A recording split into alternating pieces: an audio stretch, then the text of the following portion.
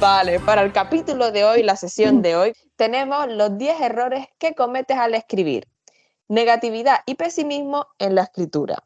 ¿De dónde viene este título, los 10 errores que cometes al escribir?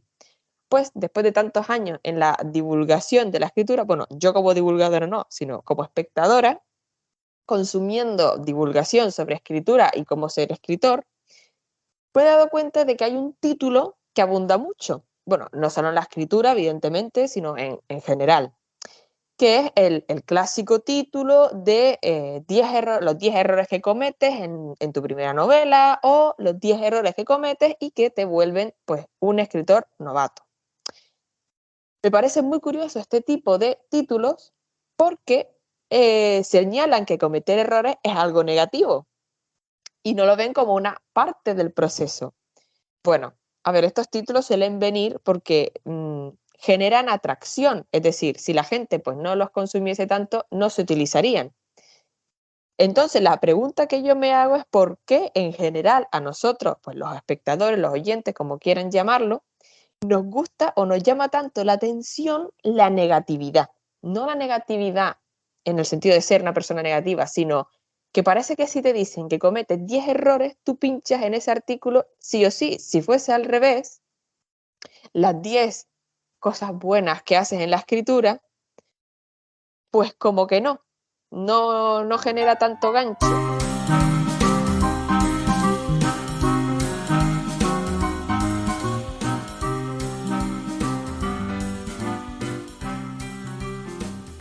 Sobre todo me he dado cuenta en estos 10 años, pues consultando técnicas para mejorar tus libros, tus novelas y todo esto, he encontrado pues un poco polarizadas las opiniones entre los blogs y canales de YouTube de personas que se dedican a eso, la divulgación de escritura o de cómo ser escritor.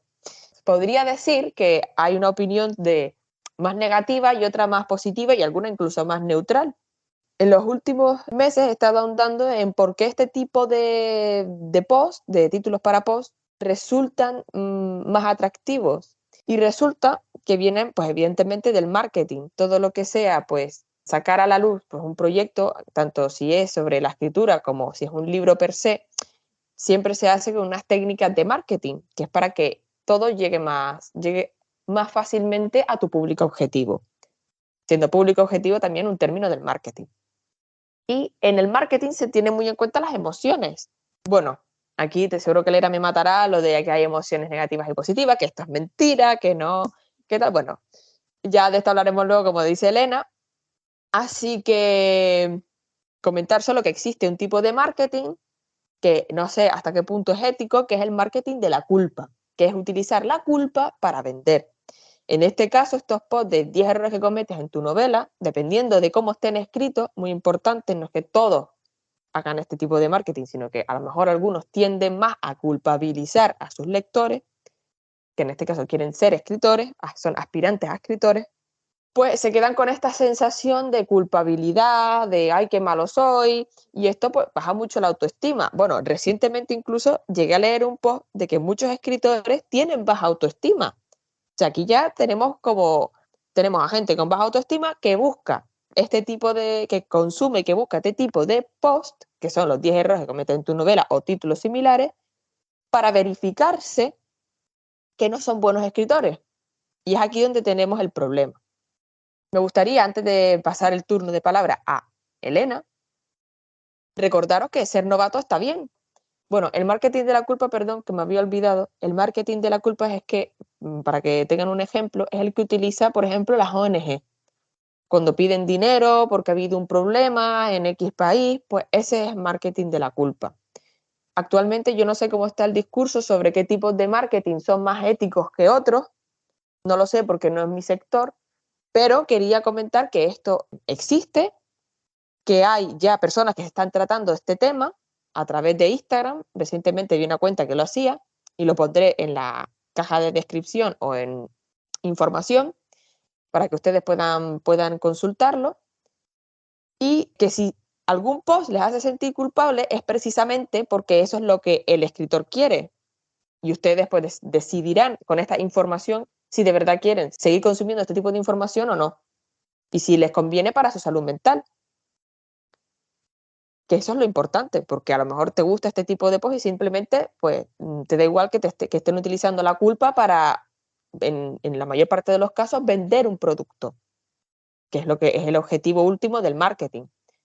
Por ejemplo, yo soy correctora de estilo, bueno, yo en este caso no lo soy, pero vamos a suponer que soy correctora de estilo, tengo un blog de escritora y que también ofrezco un servicio de corrección de estilo, y a través de mis posts utilizo el marketing de la culpa para hacerte sentir culpable porque no has corregido estilográficamente tu novela, y al final te incluyo así un link por si quieres consultar mis precios. Estoy hablando de eso, que seguro que lo han visto porque es mucho más común de lo que parece. O al menos yo no sé por qué, pero siempre llego a ese tipo de blog.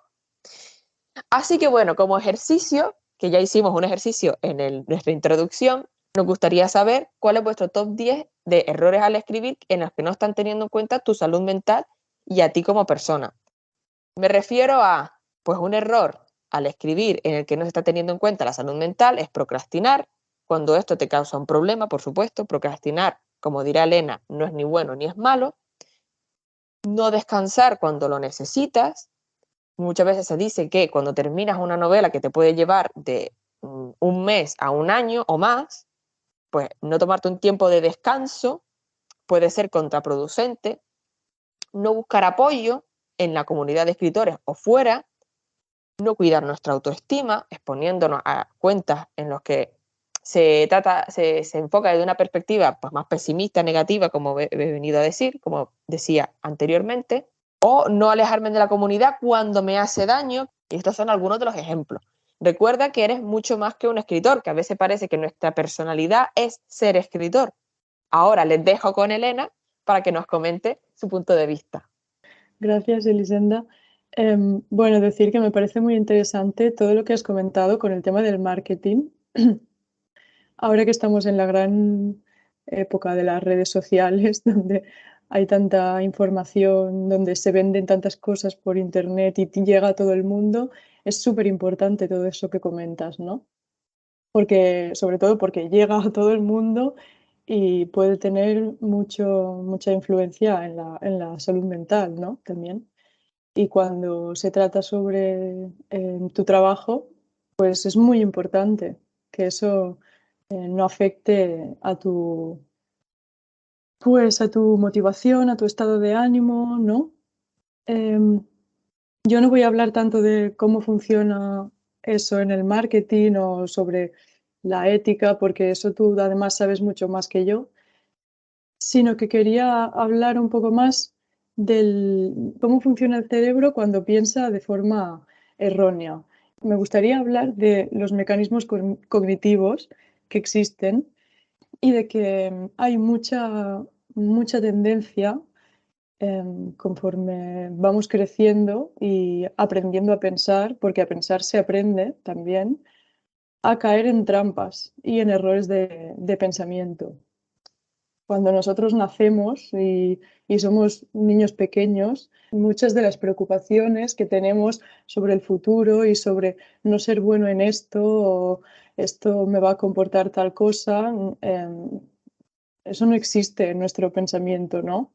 Son redes neuronales que no están formadas todavía y según nuestras experiencias, nuestra herencia familiar, cómo sea nuestra personalidad, también un poco ese cóctel, pues vamos aprendiendo a pensar de otra manera, menos funcional y que genera un poco más de malestar, ¿no?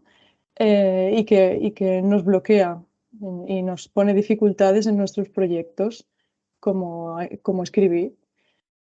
Estas trampas, pues supongo que tienen mucho que ver en que a una persona le sea muy atrayente algo como el marketing este de los 10 errores que cometes al escribir o por qué no eres un buen escritor. ¿no? Porque si todo el día estamos preocupados en qué es lo que hago mal, pues claro, todo lo que me puedan aportar este tipo de títulos va a ser muy interesante para mí. Entonces, es importante cambiar este tipo de conexiones mentales. Seguramente si yo practico en pensar otro tipo de conexiones, se generarán nuevas y eso pues es importante practicarlo y conocer esas estrategias bueno, pues para generar esa nueva red más funcional que me ayude en mis proyectos, que no me bloquee, ¿no? Es lo que has dicho un poco tú, que todo lo que me aporte cosas, todo lo que me ayude, es importante. Si el descanso me ayuda, pues tengo que descansar. Y descansar no es procrastinar. Entonces, cómo me lo vendan y cómo yo lo acoja es muy importante. Si yo cuando me tumbo 5 minutos en el sofá, mis pensamientos son, es que eres un vago, es que nunca haces nada, es que no vas a llegar a nada, es que por descansar 5 minutos resulta que todo mi contenido mental tiene que ver con ser un vago y por culpa de eso nunca vas a escribir la novela y no vas a llegar a ser escritor, que es lo que más te preocupa, pues claro, nunca voy a poder descansar, ni 5 minutos, ni cuando me tumbe a hacer una siesta que necesito, o nunca me voy a poder tomar unas vacaciones. Y descansar es muy importante. Y descansar no es procrastinar, que no sé muy bien ni lo que significa esa palabra. Bueno, la procrastinación se supone que es cuando quieres hacer algo, sabes que tienes que hacerlo, pero no lo haces. Es que la verdad es que definir la palabra procrastinación, yo creo que es el clásico mandar hacia adelante, ¿no? Es como los 10 minutitos esos de no, hoy no me voy a levantar, 5 minutitos más. Ujú, Y estar siempre como al límite con el tiempo. Es lo que yo entiendo con procrastinar. Pues si tenía que terminar la novela el día 5 de mayo, no, pues el 10. No, o no me pongo a ello hasta que no quedan 5 días. Y en esos 5 días tengo que hacer todo lo que no he hecho antes. No sé, hay gente que le funciona estar al límite con las fechas y hay otra gente que no. La verdad que a la hora de definir procrastinar es muy gracioso porque es una palabra muy larga y muy como rimbombante para lo que es la pereza, ¿no? Ay, pues no, no tengo ganas de hacer esto. Bueno, yo llevo 2 años procrastinando o más para enviar la novela que escribí a un editorial. Para mí eso es procrastinar, el no hacer algo en ese momento, sino dejarlo para más adelante, más adelante. ujú. Pero fíjate la importancia de, si tú muestras de cara al público, ¿no? No, es que procrastinar, no se debe procrastinar, tienes que eliminar de tu vida ese comportamiento porque, claro, a ver, es muy lógico, si tú procrastinas no haces lo que tienes que hacer, ¿no? Pero eso no te ayuda, saber eso no te ayuda, ¿no? Porque salir de ahí, ¿cómo sales de ahí? Lo importante de la procrastinación no es nada, en realidad, ¿sabes? Lo importante de ese proceso es entender por qué no me levanto del sofá y envío la novela. Hay algo detrás que no es la procrastinación, sino que hay algo mío de mi proceso que me está bloqueando, que me está dificultando a enviar esa novela o a sentarme en la mesa a dibujar. Y es algo mucho más interno, mucho más de mi proceso personal y no generalizable a todo el mundo que yo pongo en una red social y digo, esto es la procrastinación. No es verdad. Bueno, sí, la procrastinación es no hacer cosas, pero ¿por qué una persona no hace cosas? Cada uno tendrá su porqué. En este caso, mi caso, pues o sea, la procrastino, ¿por qué procrastino? Ujú, exacto. Porque tengo miedo. Si tú sabes que es porque tienes miedo, seguramente con eso ya puedes trabajar en algo, Ujú. ¿no? Porque cuando sabes que es por miedo, seguramente puedes ir más allá. Vale, ¿a qué tengo miedo? ¿Alguna experiencia pasada? ¿Algún pensamiento de miedo que no me deja avanzar? ¿Algún bloqueo? ¿Qué es ese miedo? Y trabajo en ello, porque con la procrastinación por sí misma no puedo trabajar en realidad. Ujú. En las redes, como todo, hablar en general, está bien, pero entonces no puedes servir de nada lo que digamos porque aquí no podemos desgranar el motivo de cada uno en particular. Ujú. Si haces un poco de autoconocimiento sobre ti mismo, ¿no? Y tu motivo de la procrastinación, por ejemplo. Fíjate, una de las primeras cosas que puse fue procrastinar y no me fui a lo que estaba debajo, porque Ujú. por mi ignorancia hacia lo que es un proceso psicológico, un proceso terapéutico, no se me ocurre pensar que debajo de la procrastinación hay algo más. Así que perfecto que esto haya salido ahora porque le puede servir a otras personas para preguntárselo. El tema del autoconocimiento es uno de los pilares de la autoestima, ¿no? Sí, sí, sí. Bueno, en realidad el autoconocimiento es como el pilar fundamental de cualquier trabajo en salud mental. Porque si no te conoces a ti mismo, no puedes ahondar en prácticamente nada, claro. Pues perfecto, Elena. ¿Quieres dar algunas estrategias para que la gente pueda, pues un poco trabajar el tema de los mecanismos cognitivos, que son lo que nosotros, el público o ciudadanos de a pie, conocemos como ser positivo, ser negativo? Sí, hablando del miedo, ¿no? Es posible que ese miedo, y no siempre, también depende de cada persona, ¿no? Pero como era el tema de este podcast, pues hablando de ese miedo, muchas veces se traduce en contenido en los pensamientos, ¿no? Y esos pensamientos que decía que son automáticos, lo que significa en realidad que vienen y que muchas veces no nos damos cuenta que están ahí. Entonces, una forma de empezar a ayudarnos a nosotros mismos, ¿no?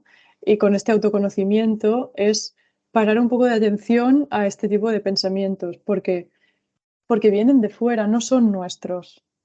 Es decir, están ahí mucho tiempo, pero son automáticos, se disparan por situaciones, ¿no? Y es importante hacer como un trabajo de Sherlock Holmes, de detective, y ver cuál es mi contenido de pensamiento, qué es lo que pienso más, por qué, en qué situaciones se me disparan más estos pensamientos automáticos e intentar un poco frenar esto, ¿no?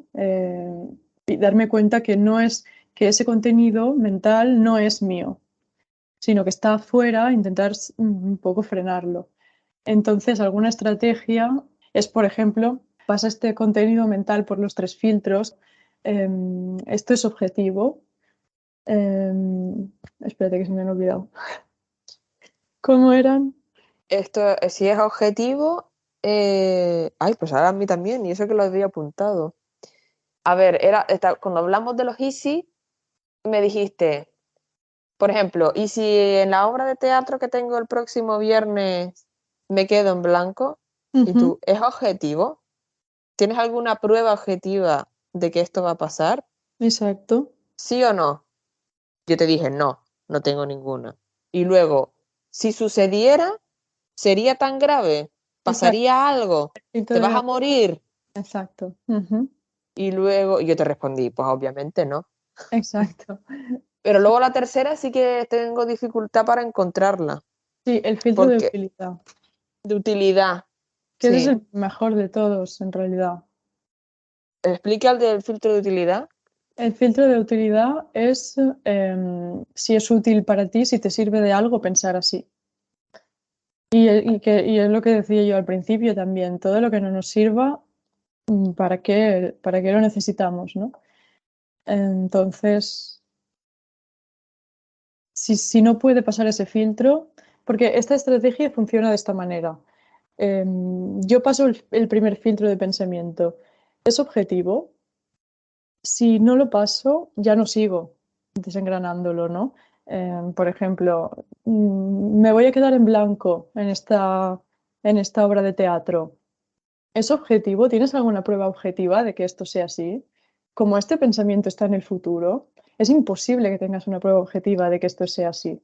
Aunque te haya pasado otras veces, no, tú no sabes si esto te va a pasar, ¿no? Entonces ya no pasa el primer filtro. Fuera, descartado. Otro pensamiento que venga, nuevo, ¿no? Pero bueno, si lo pasase por algún milagro de la vida, Segundo filtro de gravedad. ¿Es tan grave? Me voy a morir. ¿No? ¿Cómo de grave es esto? Y si lo pasase por otro gran milagro de la vida, pues tenemos el tercer filtro, que es el filtro de utilidad, que es el de si realmente me sirve de algo pensar así. ¿Esto me ayuda? Pensar así me ayuda. ¿Me está sirviendo? ¿Me siento bien con este pensamiento? Este filtro no lo pasa nunca, claro, porque estos pensamientos automáticos siempre generan malestar. Claro, ¿Vale? Porque están ahí para eso, para generar malestar. Por algún motivo es lo que he dicho. Es más fácil pensar mal que bien. Aprendemos muy rápido a pensar mal. Y hay que desaprender eso, desandar esos caminos y volverlos a andar. ¿por qué tendemos más a pensar de manera negativa que de manera positiva? O sea, tiene que servir para algo, ¿no? Una de las preguntas que me hizo la psicóloga es si el ser humano es racional y es inteligente, ¿por qué tendemos a este tipo de cosas? A tener pensamientos que no nos sirven para nada, a pensar de manera errónea, a caer en trampas. Y la verdad es que no supe responder. Si Ujú. el ser humano está hecho para ser racional e inteligente, ¿por qué no funcionamos de esa manera? Justo por eso que estás diciendo es un poco la explicación de que pase esto. El cerebro es tan complejo que crea unas conexiones que van más allá de lo instintivo, ¿no? Entonces las emociones que tenemos los seres humanos son mucho más complejas, porque no solo sentimos miedo, sino que también somos capaces de sentir ansiedad. Entonces podemos anticiparnos y sentir miedo por cosas que vayan a pasar en un futuro o por cosas que a lo mejor no vayan a pasar nunca. Esto a un animal no le pasa. Entonces, los animales cuando tienen miedo, ese miedo es muy funcional porque les sirve para, yo siento miedo porque veo que van a comerme, ¿no? Me va a atacar alguien, otro animal más grande que yo, siento miedo y ese miedo me sirve para huir. Entonces yo huyo, me pongo a salvo y listo. Y ese miedo no se me queda anclado al cuerpo, no me paraliza, seguramente. Es una respuesta ¿cómo se dice?, de supervivencia. ¿Sí? En cambio, para nosotros el miedo puede ser no solo supervivencia, sino que puede ir mucho más allá por esa complejidad de nuestro cerebro, ¿no? Puede ser ansiedad el miedo, porque por el hecho de que nos podemos anticipar a las cosas del futuro, por hablar del miedo, pero hay muchísimas otras más emociones que sentimos, ¿no? Y que pues los animales no. ¿Sabes qué pasa? Que Ujú. creo que hay un mosquito aquí y la estoy escuchando y me está mandando mal, mal rollo tremendo. ¿Ves? A eso justo me refería. Tú todo este tiempo haciéndome un discurso tan bonito y yo, ¿qué es Mm. este zumbido? No, escucho un zumbido que no sé de dónde viene. Bueno, ya lo escucharás en la grabación, no pasa nada. Ha sido un ejemplo bastante ilustrativo, la verdad. Vale, gracias por recordarme que yo también caigo en errores de pensamiento, o que mi cerebro piensa de manera errónea, porque mientras estoy haciendo un podcast que para mí es muy importante, yo escucho el zumbido de un mosquito. Vale. Y lo está buscando, ¿eh? No, pero es que a mí me pican. ¿Sabes? Hay gente Es que que no, a ti y a todo el mundo. que hay gente que no, que de verdad que tú puedes estar ahí y los mosquitos nunca van a ti. Bueno, eso te pasa por estar en Canarias, también te digo. Porque aquí no hace tanto calor todavía. También en Italia me picaban. Vale, después de ejemplificar lo que estaba comentando Elena, he de decir que sí, que tiene totalmente la razón y que me ha parecido una respuesta súper satisfactoria a esa pregunta que me planteó la psicóloga y que me dejó pues en 33, ¿no? En plan, justamente mantuve una conversación similar con una de mis profesores, de antiguas profesoras, de la capacidad del ser humano de siempre ir más allá y que es una característica del ser humano que es muy bonita, pero también que puede llevarnos a pasarlo mal. Ujú. Y por eso el ser humano es tan hermoso, fascinante y también desesperante. Así que, Elena, ¿quieres proponer algún ejercicio? Yo ya propuse el mío, o sea, tu top 10 errores al escribir en los que no estás cuidando tu salud mental. Ujú. Yo simplemente propongo eso, que hay muchísimo escrito sobre esto, ¿vale? Pues cada uno que vaya, que ahonde hasta donde quiera. Busca el mosquito, qué heavy. Bueno, pero bueno, simplemente decir que se puede, a nivel personal, cada uno puede hacer muchísimo autoconocimiento, simplemente parándose a lo que he dicho, ¿eh? Parándose a hacer un poco de Sherlock Holmes de ese contenido. Es que no hay que hacer mucho más. ¿Qué contenido hay? Si los pensamientos van encadenados uno con otro, si hay alguno que dispara a otro, o si hay una situación que siempre dispara a los mismos, ¿no? Porque solo el darme cuenta de lo que está pasando ya es muchísimo. Pero bueno, pues, y si a algunas personas esto no lo conocían y se dan cuenta de que es algo que les bloquea muchísimo, que para ellos tiene mucho significado, es muy relevante y a lo mejor necesitan ayuda de verdad, pues buscarla, que eso lo diré siempre, ¿no? Porque a esto a veces no se puede hacer uno solo, ¿no? Necesitan ayuda de un profesional y esto se trabaja y funciona muy bien. Pues sí, me parece muy bien explicado. Y bueno, a este punto, solo agradecerles por estar aquí escuchando el podcast, recordarles hacer estas tareas si les apetece y que la próxima semana haríamos un nuevo capítulo, una nueva sesión que será ahondando en esto de los errores, de los miedos, lo que hemos hablado hoy y que les esperamos en ello.